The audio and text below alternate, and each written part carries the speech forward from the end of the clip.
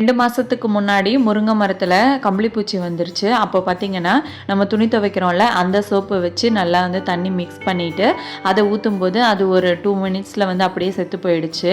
அதுக்கப்புறம் 2 மந்த்ஸ் கழிச்சு, இப்போ வந்து திருப்பியும் வர ஸ்டார்ட் ஆயிடுச்சு. அதனால வந்து அதே மெத்தட ஃபாலோ பண்ணி, இப்போ வந்து திருப்பியும் நான் சோப்பு தண்ணி வந்து கரைச்சு அதுக்கு எல்லாமே ஊத்தி விட்டேன்.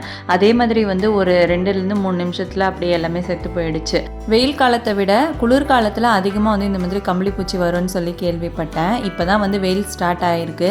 இந்த மாதிரி கம்பளி பூச்சி வராமல் இருக்கிறதுக்கு ஏதாவது பெர்மனன்ட் சொல்யூஷன் உங்களுக்கு யாருக்காச்சும் தெரிஞ்சிச்சு அப்படின்னா கண்டிப்பாக வந்து கமெண்ட் செக்ஷனில் ஷேர் பண்ணிக்கோங்க. நெக்ஸ்ட் டைம் வந்து நான் கண்டிப்பாக அதை ட்ரை பண்ணி பார்க்குறேன்.